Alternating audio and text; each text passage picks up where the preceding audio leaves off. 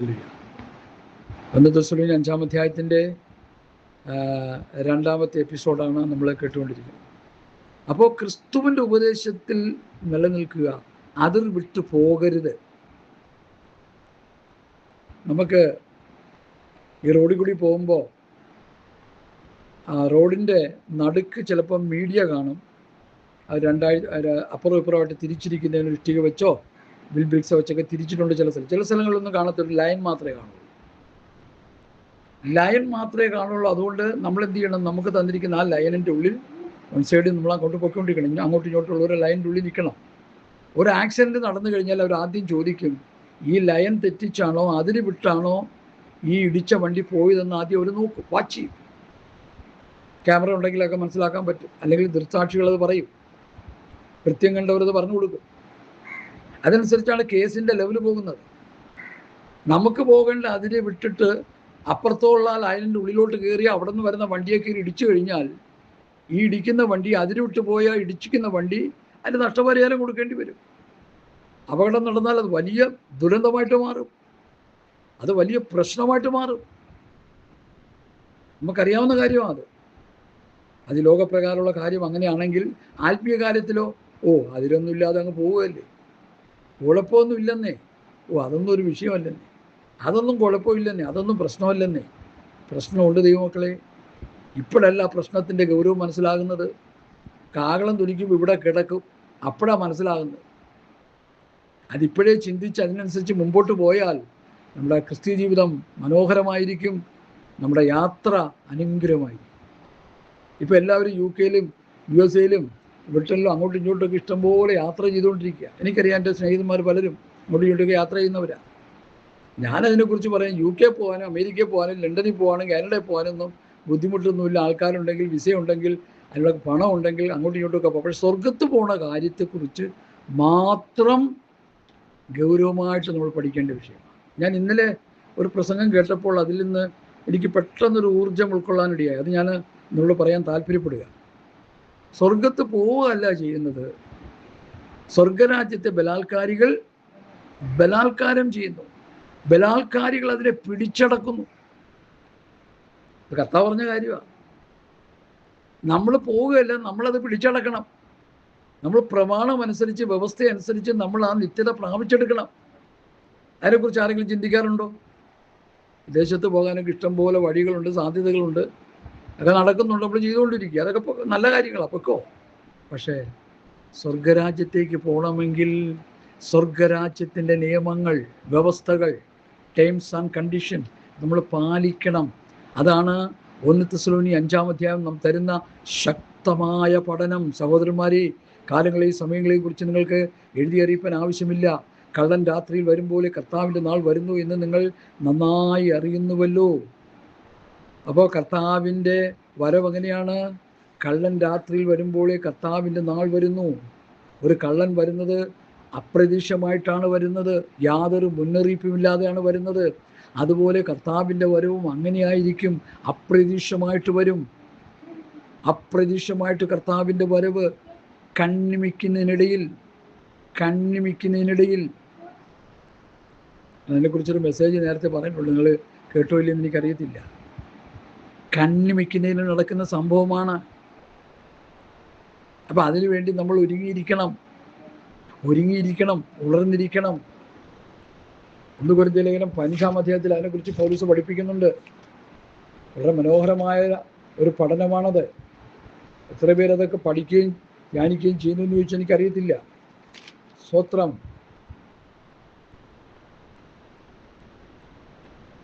ഞാനൊരു മർമ്മം നിങ്ങളോട് പറയാം, നാം എല്ലാവരും നിദ്ര കൊള്ളുകയില്ല. അന്ത്യകാലത്ത് കാഹളനാദത്തെങ്കിൽ പെട്ടെന്ന് കണ്ണിമിക്കുന്നതിനിടയിൽ നാം എല്ലാവരും രൂപാന്തരപ്പെടും. മരിച്ചവർ അക്ഷരായി ഉയർക്കും. മരിച്ചവരുടെ ഉയർപ്പും ജീവനോട് ഇരിക്കുന്നവർക്ക് രൂപാന്തരവും കണ്ണിമിക്കുന്നതിനിടയിലാണ് നമ്മൾ സംഭവിക്കുന്നത്. Hallelujah. The twinkling of an eye. കണ്ണിമിക്കുന്നതിനിടയിൽ എത്ര സെക്കൻഡ് ഉണ്ട് എന്ന് ചിന്തിച്ച്. ഒന്ന് കണ്ണിമിക്കാൻ എത്ര സെക്കൻഡ് ഉണ്ടോ എന്ന് ചിന്തിച്ചേ. മണിക്കൂറുകളെല്ലാം കിടപ്പുണ്ടോ? സെക്കൻഡ് കിടപ്പുണ്ടോ? മിനിറ്റുകളെല്ലാം ഉണ്ടോ? ഇതെന്താ മനസ്സിലാക്കാത്തത്? കണ്ണടച്ച് തുറക്കുന്നതിന് മുമ്പ് സംഭവിക്കുന്നൊരു കാര്യമാണ് കർത്താവിൻ്റെ പ്രത്യക്ഷത.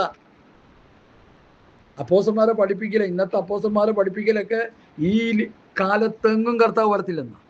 കാരണം അവർ ലോകത്തെ പ്രാപിച്ചുകൊണ്ടിരിക്കുക, ലോകത്തിലെ സുഖത്തിൻ്റെ പുറകെ ഓടിക്കൊണ്ടിരിക്കുക.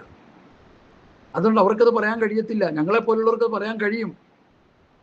അപ്പോസ്തലന്മാർ പറഞ്ഞതുപോലെ ഞങ്ങൾ പറയുക. കണ്ണിമിക്കുന്നതിന് നടക്കാൻ പോകുന്ന സംഭവമാണ് കർത്താവിൻ്റെ പ്രത്യക്ഷത. നമുക്ക് ഒരുങ്ങാനൊന്നും അപ്പം സമയം കിട്ടത്തില്ല. ഇപ്പം നമ്മുടെ മുമ്പിൽ കിട്ടിയിരിക്കുന്ന ഈ സമയം ഇപ്പോഴാകുന്നു സുപ്രസാദകാലം, ഇപ്പോഴാകുന്നു രക്ഷാ ദിവസം. ഇപ്പോഴൊരുങ്ങാനും ക്രമീകരണം പ്രാപിക്കാനുള്ള സമയമാണ് ഈ മനുഷ്യായുസ്സിൽ. ആ സമയം മറ്റു പല കാര്യങ്ങൾക്ക് വേണ്ടി നഷ്ടപ്പെടുത്തി അവസാനം പോകാമെന്ന് വിചാരിച്ചാൽ പോക്ക് നടക്കില്ല. പിന്നെ അവർക്കൊരു സന്തോഷ വാർത്തയെന്ന് ഞാൻ പറയുന്നു, അത് ഏറ്റവും ദുഃഖകരമായിരിക്കും. വേറൊരു കർത്താവ് വരും അവരെ ചേർക്കാൻ. അവൻ്റെ പേരാണ് ആൻറ്റി ക്രൈസ്റ്റ്, എതിർക്രിസ്തു. 15ഓളം സംഘടനകൾ ഇന്ന് ലോകത്ത് എതിർക്രിസ്തുവിനെ ഈ ഭൂമിയിലേക്ക് ചാടിക്കാൻ പ്രവർത്തിച്ചുകൊണ്ടിരിക്കുക. ഇടയ്ക്കൊരു കർത്താവിൻ്റെ ദാസൻ പറഞ്ഞപ്പോഴാണ് ഞാനതിൻ്റെ ഗൗരവം മനസ്സിലാക്കിയത്. 10-15 സംഘടനകൾ എതിർക്രിസ്തുവിൻ്റെ ഈ ഭൂമിയിലേക്കുള്ള പ്രത്യക്ഷതയ്ക്ക് വേണ്ടി അഹോരാത്രം പണിയെടുത്തുകൊണ്ടിരിക്കുക. പക്ഷെ ഒരു സമയം ദൈവം കൊടുത്തിട്ടുണ്ട്. അതുവരെയും അതങ്ങനെ നിൽക്കും. തടുക്കുന്നവൻ വഴിയിൽ നീങ്ങിപ്പോക മാത്രം വേണം. അപ്പോൾ അധർമ്മമൂർത്തി വെളിപ്പെട്ട് വരും. അതും തെസ്സലോനിക്ക ലേഖനം 1-ാം ലേഖനത്തിലെ പഠനമാണ്. അതുകൊണ്ട് എന്നെ കേൾക്കുന്ന പ്രിയപ്പെട്ടവരെ, കണ്ണിമിക്കുന്നതിനിടെ നടക്കുന്ന സംഭവമാണ്. ഇവിടെ പൗലോസ് പഠിപ്പിക്കുന്ന ഭാഗം നിങ്ങൾ ശ്രദ്ധിച്ചേ. കള്ളൻ രാത്രിയിൽ വരും പോലെ കർത്താവിൻ്റെ നാൾ വരുന്നു എന്ന് നിങ്ങൾ നന്നായി അറിയുന്നു. ഇവിടെ കുറച്ച് സാവകാശം കിട്ടുമെന്ന് വെച്ചോ. കള്ളം വരുന്നതിന് സമയം വേണ്ടേ? മറ്റത് കണ്ണിമിക്കുന്നതിനിടയില്ല. കർത്താവിൻ്റെ നാൾ വരുന്നു എന്ന് നിങ്ങൾ നന്നായി അറിയുന്നുവല്ലോ. തെസ്സലോനിക്ക സഭ അതറിയുന്നു, നമ്മളറിയുന്നു. അപ്പോസ്തലന്മാരുടെ ഉപദേശം കേട്ട് വന്ന സഭ അതറിയുന്നു. പ്രവൃത്തി പുസ്തകം 9-ാം അധ്യായത്തിൻ്റെ 31-ാം വാക്യം ഒന്ന് വായിച്ച്. പ്രവൃത്തി 9:31 അപ്പോസ്തലന്മാരുടെ ഉപദേശം കേട്ട സഭയെക്കുറിച്ച് പറയുക. 9:31.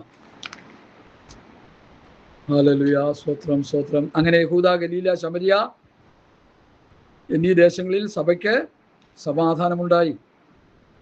അത് ആത്മീയ വർധന പ്രാപിച്ചും കർത്താവിനോടുള്ള ഭക്തിയിലും പരിശുദ്ധാത്മാവിൻ്റെ പ്രബോധനത്തിലും നടന്ന് പെരുകിക്കൊണ്ടിരുന്നു. യഹൂദ, ഗലീല, ശമരിയ എന്ന ദേശങ്ങളിൽ സഭയ്ക്ക് സമാധാനമുണ്ടായി. പാലാരിവട്ടം, പിന്നെ കായംകുളം, തിരുവനന്തപുരം, കാട്ടാക്കട, തൃശ്ശൂർ എന്നിവയിലുള്ള സഭകൾക്ക് സമാധാനമുണ്ടോ? ഒരു സമാധാനമില്ല. കോടതിയും കേസുമായിട്ട് നടക്കുക. പിന്നെ എങ്ങനെ സമാധാനം ഉണ്ടാകുന്നത്?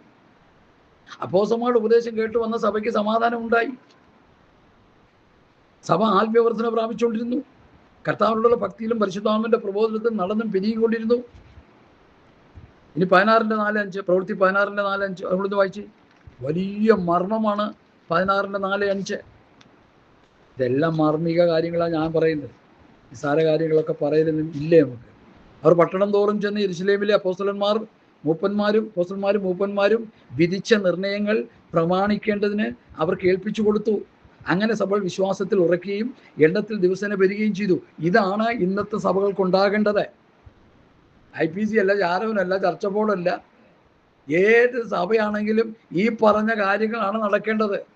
ഇത് നടക്കുന്നില്ലെന്നാണ് ഞാൻ ഈ പറഞ്ഞുകൊണ്ടിരിക്കുന്നത്. നമുക്ക് തോന്നിയ പോലെയൊക്കെ ഒപ്പിച്ച് നമ്മൾ പോയിക്കൊണ്ടിരിക്കുക. നമ്മൾ വലിയ വലിയ കൺവെൻഷൻ നടത്തി, വലിയ വലിയ ക്രൂസേഡ് നടത്തി, വലിയ വലിയ പരസ്യങ്ങളൊക്കെ നടത്തി ലോകത്തെ കീഴ്മേൽ മറിച്ചുകൊണ്ടിരിക്കുക. എങ്ങനെ കീഴ്മേൽ മറിക്കുന്നു? കോടതിക്കും കേസിനും കയറി ഇറങ്ങി ലോകത്തിന് മുൻപാകെ നമ്മളെ തന്നെ നാറ്റിച്ചു കൊണ്ടിരിക്കുക. അങ്ങനെ കീഴ്മേൽ മറിച്ചുകൊണ്ടിരിക്കുക. അല്ല, നല്ലൊരു മറിക്കലല്ല. അപ്പോസ്തലന്മാരുടെ കാലത്ത് അവർ കീഴ്മേൽ മറിച്ചു. എന്താ? അത്ഭുതങ്ങളാലും അടയാളങ്ങളാലും വീരപ്രവൃത്തികളാലും ദൈവത്തിൻ്റെ കരവിൽ വെളിപ്പെട്ടു. ഇപ്പോൾ ഇവിടെ അത്ഭുതങ്ങളൊക്കെ നടക്കുന്നുണ്ട്. അതൊക്കെ വ്യാജമാണ്. അത് തെളിയിക്കാൻ എനിക്ക് സമയം വേണം. ഞാൻ ആ ഭാഗത്തേക്ക് പോകുന്നില്ല. അത്ഭുതങ്ങളല്ല നമുക്ക് വിഷയം. കർത്താവിൻ്റെ വരവിന് വേണ്ടി ഒരുങ്ങിയിരിക്കാനുള്ള മണവാളൻ്റെ വരവിന് വേണ്ടി മണവാട്ടിയായ സഭ ഒരുങ്ങിയിരിക്കുക, ഉണർന്നിരിക്കുക, സദാകാലം ഉണർന്ന് പ്രാർത്ഥിച്ചുകൊണ്ടിരിക്കുക. 3-ാം വാക്യം, അവർ സമാധാനമെന്നും നിർഭയമെന്നും പറയുമ്പോൾ ഗർഭിണിക്ക് പ്രസവവേദന വരും പോലെ അവർക്ക് പെട്ടെന്ന് നാശം വന്ന് സംഭവിക്കും. അവർക്ക് തെറ്റിയൊഴിയാതുമല്ല. അപ്പൊ കള്ളൻ രാത്രിയിൽ വരും പോലെ കണ്ണിമിക്കുന്നതിൽ നടക്കുന്ന സംഭവത്തിൽ നമ്മൾ ഒരുങ്ങിയിരുന്നില്ലെങ്കിൽ എന്തോ പറ്റും? സമാധാനം സമാധാനം എന്ന് പറഞ്ഞ് എന്തു ചെയ്യും? പെട്ടെന്ന് നാശം വന്ന് സംഭവിക്കും. തെറ്റിയൊഴിയാൻ പറ്റത്തില്ല. എന്നെ കേൾക്കുന്ന വാത്സല്യ ദൈവമക്കളോട് എനിക്ക് പറയാനുള്ളത്, നമ്മൾ കർത്താവിൻ്റെ വരവിന് വേണ്ടി ഈ അപ്പോസ്തലിക ഉപദേശപ്രകാരം ഒരുങ്ങിക്കൊണ്ടിരിക്കുന്നില്ലെങ്കിൽ നമുക്ക് വലിയ നാശം സംഭവിക്കും. എന്താ ഈ നാശം? നമ്മുടെ നിത്യത നഷ്ടമാണ്. നമ്മുടെ ദൈവരാജ്യ പ്രവേശനം നമുക്ക് നഷ്ടപ്പെടും. എൻ്റെ പ്രധാന വിഷയം അതാണ്. മറ്റൊരു വിഷയത്തിലേക്ക് ഞാൻ ഫോക്കസ് ചെയ്യുന്നില്ല. നിത്യത നഷ്ടമാകുന്ന യാതൊരു കാര്യത്തിലും നമ്മൾ ഇടപെടാൻ പാടില്ല.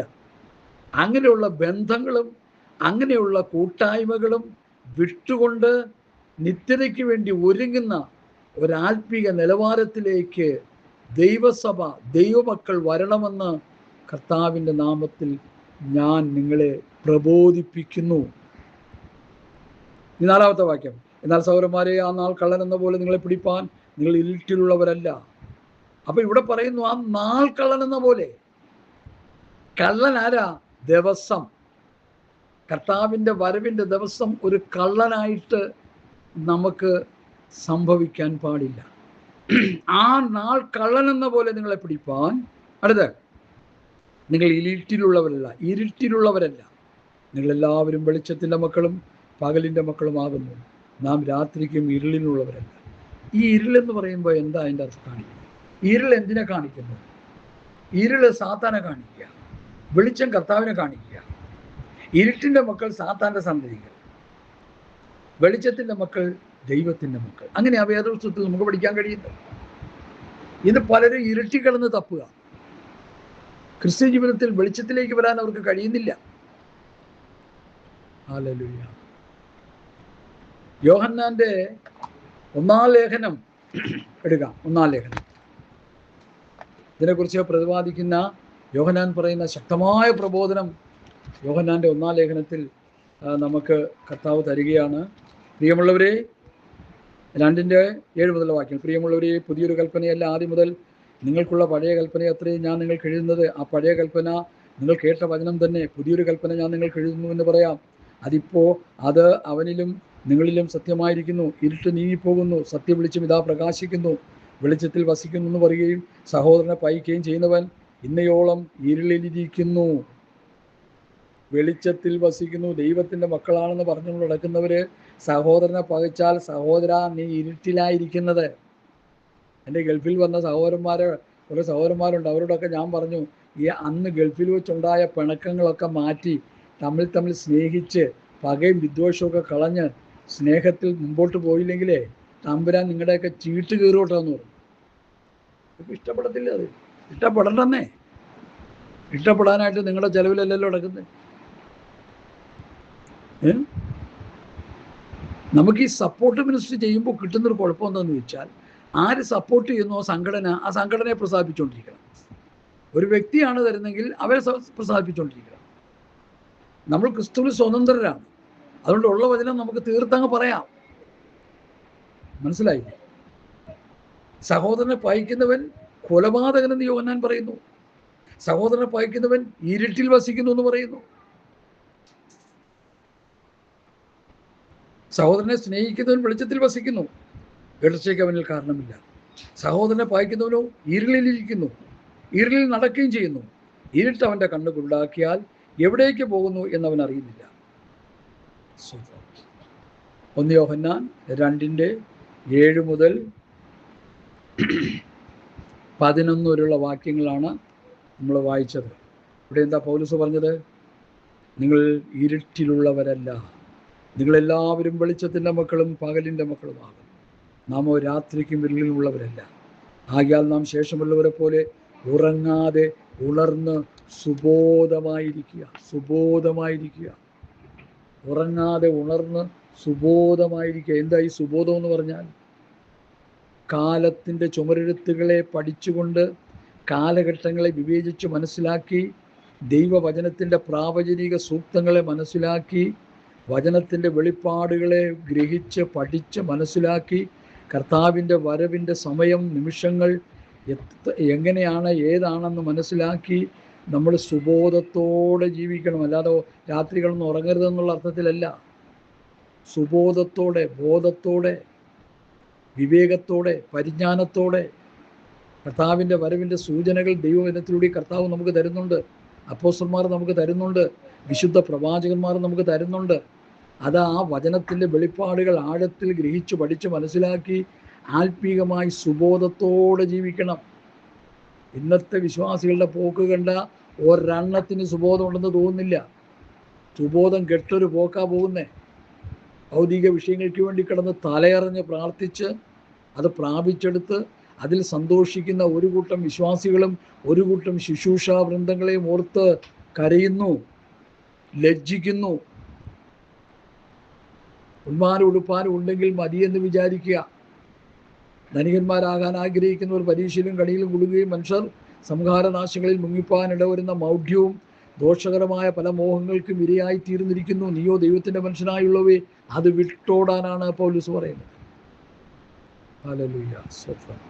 സുബോധമുള്ളവരായിരിക്കുക. ഉറങ്ങുന്നവൻ രാത്രിയിൽ ഉറങ്ങുന്നു, മദ്യപിക്കുന്നവൻ രാത്രിയിൽ മദ്യപിക്കുന്നു. അതെന്താ അതിൻ്റെ അർത്ഥം? ആത്മീയമായി നമ്മൾ സുബോധമില്ലാതെ മുമ്പോട്ട് പോയാൽ നമ്മൾ ഉറങ്ങുന്ന വ്യക്തികളുടെ കൂട്ടത്തിൽപ്പെട്ടവരാണ്. രാത്രിയിൽ ഉറങ്ങുന്നു, ഇരുട്ടിൻ്റെ അനുഭവത്തിൽ ഉറങ്ങുന്നു. ഇരുട്ട് അവൻ്റെ കണ്ണ് കുരുടാക്കിയാൽ എവിടേക്ക് പോകുന്നതെന്ന് അറിയത്തില്ല. ഉറങ്ങുന്നവൻ രാത്രിയിൽ ഉറങ്ങുന്നു. ആത്മീകമായി ഉണരപ്പെടാതിരുന്നാൽ, ഉണർത്തപ്പെട്ട് ക്രിസ്ത്യൻ ജീവിതം നയിക്കാതിരുന്നാൽ നമ്മൾ ഉറങ്ങുന്നവരുടെ കുറിപ്പിലാണ്. അത് നമ്മൾ രാത്രിയിലാണ്, ഇരുട്ടിൻ്റെ അവസ്ഥയിലാണ്, ഇരുട്ടിൻ്റെ പ്രവൃത്തികൾ ചെയ്യുന്നവരായി തീരുമെന്ന് അവിടെ പൗലോസ് പറയുന്നത്. ഇത് വലിയ മുന്നറിയിപ്പാണ്. ഹല്ലേലൂയ. മദ്യപിക്കുന്നവർ രാത്രിയിൽ മദ്യപിക്കുന്നു. അവരും ഇരുട്ടിൻ്റെ പ്രവൃത്തി ചെയ്യുന്നവരാണ്. മദ്യപാനവും ആത്മീയ ഉറക്കവും ഒക്കെ. നാമോ പകലിലുള്ളവരാകയാൽ വിശ്വാസവും സ്നേഹവും എന്ന കവചവും ശിരസ്ത്രവുമായി രക്ഷയുടെ പ്രത്യാശയും ധരിച്ചുകൊണ്ട് സുബോധമായിരിക്കുക. വിശ്വാസവും സ്നേഹവും എന്ന കവചവും ശിരസ്ത്രമായി രക്ഷയുടെ പ്രത്യാശയും ധരിച്ചുകൊണ്ട് സുബോധമായിരിക്കുക. ഇത് ദൈവത്തിൻ്റെ സർവായുധ വർഗത്തിൽപ്പെട്ട 3 കാര്യങ്ങളാണ്. വിശ്വാസം എന്ന പരിചയ, രക്ഷ എന്ന ശിരസ്ത്രം, ദൈവം ആത്മാവിൻ്റെ വാള്, ഏത് നേരത്തെ ആത്മാവിൽ പ്രാർത്ഥിച്ചു എന്നൊക്കെ പറയുന്ന സർവായുധ വർഗത്തിൽപ്പെട്ട വിഷയങ്ങളാണ്. ഞാൻ ആ ഭാഗത്തേക്ക് പോകുന്നില്ല. ധരിച്ച് സുബോധമായിരിക്കുക. ദൈവം നമ്മെ കോപത്തിനല്ല, നമ്മൾ ഉണർന്നിരുന്നാലും ഉറങ്ങിയാലും തന്നോടുകൂടി ജീവിക്കേണ്ടതിന് നമുക്ക് വേണ്ടി മരിച്ച നമ്മുടെ കർത്താവായ യേശു ക്രിസ്തു മൂലം രക്ഷയെ പ്രാപിക്കാൻ അത്രേ നിയമിച്ചിരിക്കുന്നത്. അപ്പം നമ്മളെ നിയമിച്ചത് എന്തിനു വേണ്ടിയാ? രക്ഷ പ്രാപിക്കുവാൻ. നമ്മളെ രക്ഷിച്ചത് എന്തിനാ? ശിക്ഷാവിധിയിൽ നിന്ന് രക്ഷ പ്രാപിക്കുവാൻ.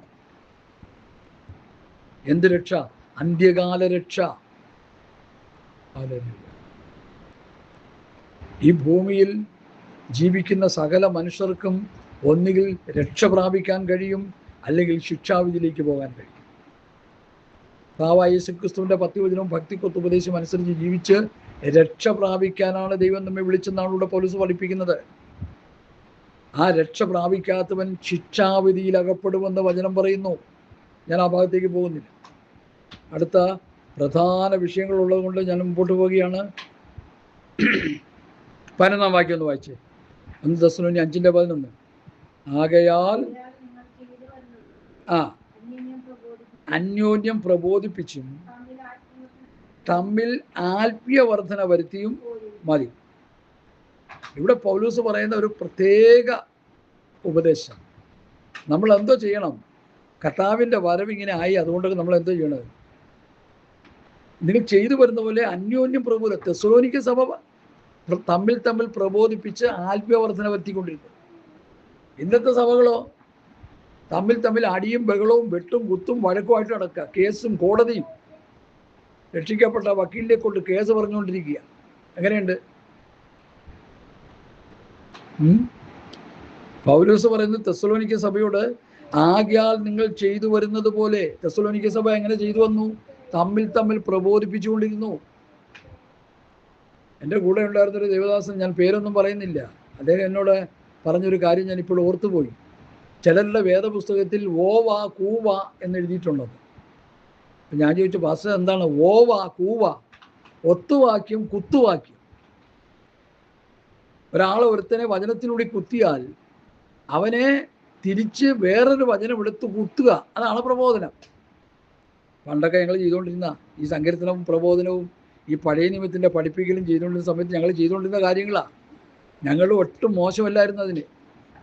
എന്നാൽ ആ ദുഷിച്ച പ്രവൃത്തിയിൽ നിന്നൊക്കെ വിടുതൽ പ്രാപിപ്പാനിടയായത് ഈ ശക്തമായ പുതിയ നിയമത്തിൻ്റെ പഠനങ്ങളാണെന്ന് പറയുന്നതിൽ വളരെ സന്തോഷമുണ്ട്. സ്തോത്രം. യോഹന്നാൻ 6:60 ഞാൻ നിങ്ങളോട് സംസാരിച്ച വചനങ്ങൾ ആത്മാവും ജീവനുമാകുന്നു. ആത്മാവും ജീവനുമാകുന്ന വചനം പഠിക്കാനും ധ്യാനിക്കാനും തുടങ്ങിയപ്പോഴാണ് ഈ കുത്തുവാക്കും ഒത്തുവാക്കും ഒക്കെ പോയത്. സ്തോത്രം. ആകയാൽ നിങ്ങൾ ചെയ്തു വരുന്നത് പോലെ അന്യോന്യം പ്രബോധിപ്പിച്ചും തമ്മിൽ ആത്മീയ വർധന വരുത്തിയും പോകുവിൻ. എങ്ങനെയാണ് ആത്മീയ വർധന വരുത്തുന്നത്? ജൂഡ്, ബുക്ക് ഓഫ് ജൂഡിൻ്റെ 20-21 വാക്യം വായിക്കാം. യൂദയുടെ ലേഖനം 20-21 വാക്യങ്ങൾ പെട്ടെന്ന് വായിച്ചാൽ. യൂദ എന്താ പറയുന്നത് നോക്കാം. ആത്മീയവർദ്ധന വരുത്തുന്നതിനെ കുറിച്ച് യൂദ പറയുന്ന പൗലോസൊക്കെ ഒത്തിരി പറയുന്നുണ്ട്. പ്രിയമുള്ളവരെ, നിങ്ങളുടെ അതിവിശുദ്ധ വിശ്വാസത്തെ ആധാരമാക്കി നിങ്ങൾക്ക് തന്നെ അവിടെ നിൽക്കട്ടെ. അതിവിശുദ്ധ വിശ്വാസത്തെ ആധാരമാക്കി അത് തെറ്റായി വ്യാഖ്യാനിക്കപ്പെടുന്ന ഒരു വാക്യമാണ്. അതിവിശുദ്ധ വിശ്വാസം എന്ന് പറയുന്നത് യൂദയുടെ ലേഖനം 3-ാം വാക്യത്തിൽ വിശ്വാസ പ്രമാണം എന്ന് നമ്മൾ പഠിക്കണം. ഒരിക്കലായി ഭരമേൽപ്പിക്കപ്പെട്ട വിശ്വാസ പ്രമാണം. ആ വിശ്വാസ പ്രമാണത്തെ ആധാരമാക്കി നമുക്ക് തന്നെ ആത്മീയവർദ്ധന വരുത്തണം. ചുമ്മാ കിടന്ന് ആത്മീയവർദ്ധന വരുത്താൻ പറ്റത്തില്ല. ഒരു പ്രമാണത്തിൽ നിന്നുകൊണ്ടേ ആത്മീയവർദ്ധന വരുത്താൻ പറ്റത്തുള്ളൂ. അതാ ഇവിടെ പറയുന്നത്. തെസ്സലോനിക്ക സഭ തമ്മിൽ ആത്മീയവർദ്ധന വരുത്തിയെങ്കിൽ അതെങ്ങനെയാണ് വരുത്തിയത്? ക്രിസ്തുവിൻ്റെ ഉപദേശത്തിൽ നിന്നുകൊണ്ട്, ക്രിസ്തുവിൻ്റെ പ്രമാണത്തിൽ നിന്നുകൊണ്ട് ആത്മീയവർദ്ധന വരുത്തി. ഈ യൂദയുടെ ലേഖനം വായിച്ചാട്ടെ. നിങ്ങൾക്ക് തന്നെ ആത്മീയവർദ്ധന വരുത്തിയും അപ്പൊ ആത്മീയവർദ്ധന വരുത്തുന്നത് എങ്ങനെയാ? പരിശുദ്ധാത്മാവിൽ പ്രാർത്ഥിക്കുക. അന്യഭാഷ സംസാരിക്കുന്നവൻ തനിക്ക് തന്നെ ആത്മീയവർദ്ധന വരുത്തുന്നു. പ്രവചിക്കുന്നവൻ സഭയ്ക്ക് ആത്മീയവർദ്ധന വരുത്തുന്നു. ഈ ആത്മീയവർദ്ധന വരുത്താനായിട്ട് വ്യവസ്ഥകളുണ്ട്. അതാ ഞാൻ പറഞ്ഞത്, വിശ്വാസ പ്രമാണം, അപ്പോസ്തലിക ഉപദേശം, തനിക്ക് തന്നെ ആത്മീയവർദ്ധന വരുത്തിയും അടുത്ത് പരിശുദ്ധാത്മാവിൽ പ്രാർത്ഥിക്കുക. ആത്മീയവർദ്ധന വരുത്തുന്ന എങ്ങനെയാ? പരിശുദ്ധാത്മാവിൽ പ്രാർത്ഥിക്കുക. ആ വാക്യം ഒന്നുകൂടി വായിച്ചാട്ടെ. നിങ്ങൾക്ക് തന്നെ ആത്മീയവർദ്ധന. നമ്മൾ സ്വയം നമുക്ക് ആത്മീയവർദ്ധന വരുത്തണം. ഒന്ന്, പരിശുദ്ധാത്മാവിൽ പ്രാർത്ഥിക്കുന്നു, ആത്മീയവർദ്ധന വരുത്തുന്നു. അടുത്ത് അതിന്റെ മുമ്പ് പദം വിട്ടുപോയല്ലോ.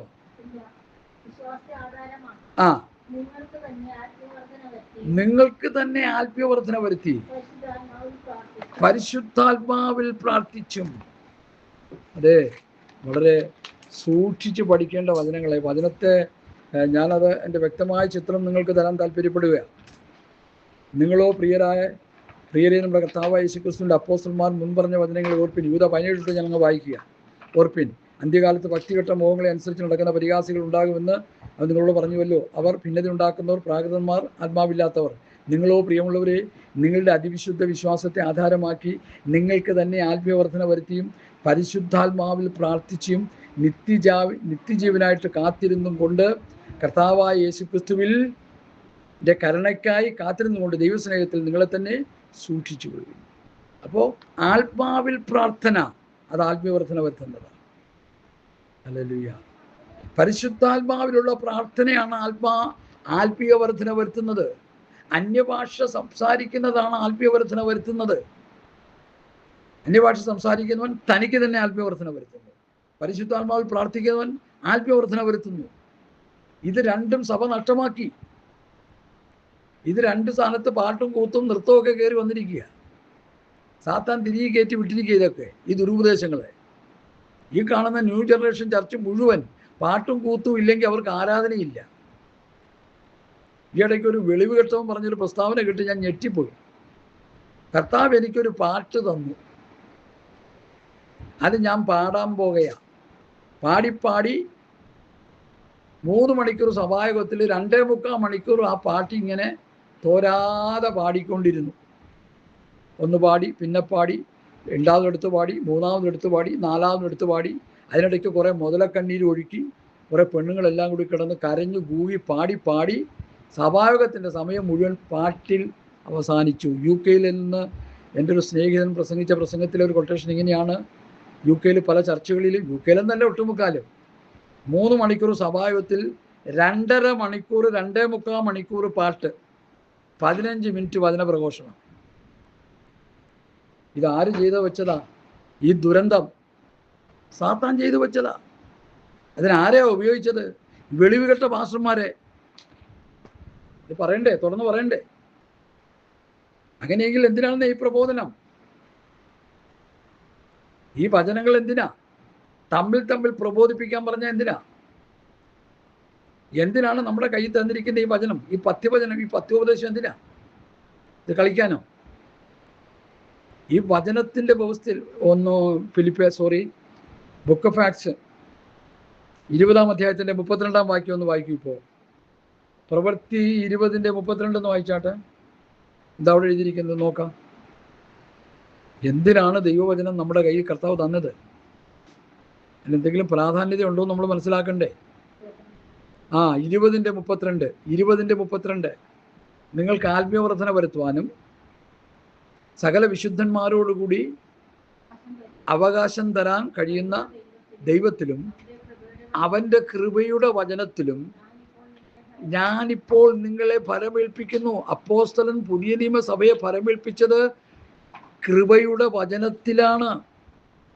യഹൂദന്മാർ മോശയിക പ്രമാണത്തിൽ നിലനിന്ന യഹൂദന്മാരുടെ കർത്താവ് പറഞ്ഞു, നിങ്ങൾ എൻ്റെ വചനത്തിൽ നിലനിൽക്കുന്നുവെങ്കിൽ വാസ്തവത്തിൽ നിങ്ങൾ എൻ്റെ ശിഷ്യന്മാരായി.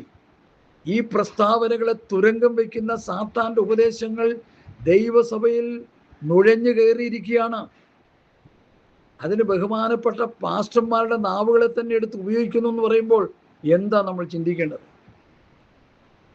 ഗലാത്യ യൂദയുടെ ലേഖനത്തിൽ നുഴഞ്ഞു വന്ന കള്ള സഹോദരന്മാർ, ഞാനതിന് വേറൊരു നിലയിൽ കൂടി പറയാറുണ്ട്. നുഴഞ്ഞു വന്ന കള്ള സഹോദരന്മാരും വെള്ള സഹോദരന്മാരും. വെള്ള സഹോദരന്മാരെന്ന് പറയുമ്പോൾ സായിപ്പന്മാർ. എല്ലാവരും അല്ല, സായിപ്പന്മാരിൽ കറതീർന്ന ഉപദേശം പറയുന്ന സായിപ്പന്മാരെ എനിക്കറിയാം. അപ്പം തന്നെ ദുരുപദേശം പറയുന്നതാണ് കൂടുതൽ. 95% ദുരുപദേശത്തിൻ്റെ വിത്ത് വിതയ്ക്കുന്നവരാണ്. കാരണം എപ്പോഴും സത്യവചനം പത്യോപദേശം പറയുന്നവർ ഒരു ന്യൂനപക്ഷമായി, ഒരു ശേഷിപ്പേ കാണത്തുള്ളൂ. അത് സാത്താൻ ചെയ്തിരിക്കുന്ന ഒരു വലിയ ചതിയാണ്. ഈ പത്യവചനത്തെ, പത്യോപദേശത്തെ മറിച്ച് കളഞ്ഞിരിക്കുക. വചനത്തെ മറിച്ച് കളഞ്ഞ്, വചനത്തെ കൂട്ടിക്കളഞ്ഞ്, വചനത്തോട് കൂട്ടുചേർത്ത് ഇന്ന് പ്രസംഗിച്ചുകൊണ്ടിരിക്കുക. ഇത് ദൈവവചനത്തിൻ്റെ ജ്ഞാനമുള്ളവർക്ക് മാത്രമേ തിരിച്ചറിയാൻ പറ്റത്തുള്ളൂ. അതിനാണ് പൗലോസ് പറയുന്ന സകല വചനത്തിലും പരിജ്ഞാനത്തിലും നമ്മൾ എന്ത് ചെയ്യണം? സമ്പന്നരാകണം. വചനത്തിലും പരിജ്ഞാനത്തിലും സമ്പന്നരാകണം. ഭൗതിക സമ്പത്ത് കൊണ്ട് മൂടിക്കിടക്കുന്ന വിശ്വാസികളാണ് ഇന്ന് ഭൂമിയിൽ നല്ലൊരു ശതമാനവും. അവർക്ക് വചനത്തിൻ്റെ സമ്പത്തില്ല, പരിജ്ഞാനത്തിൻ്റെ സമ്പത്തില്ല, പ്രത്യാശയുടെ സമൃദ്ധിയില്ല, സന്തോഷ സമൃദ്ധിയില്ല, നീതിയുടെയും കൃപാദാനത്തിൻ്റെയും സമൃദ്ധിയില്ല. സമൃദ്ധി ഇഷ്ടം പോലെ ഉണ്ട്. അത് ആത്മീയത്തിലേക്ക് വരണമെന്നാണ് ഞങ്ങൾ പറയുന്നത്. 2 കൊരിന്ത്യർ ലേഖനം 6-ാം അധ്യായത്തിൽ പൗലോസ് 2 കൊരിന്ത്യർ 6:10 വായിച്ചേ. 2 കൊരിന്ത്യർ 6:10 ഈ വായിക്കണം. എന്ന് വായിക്കാൻ സമയമില്ല.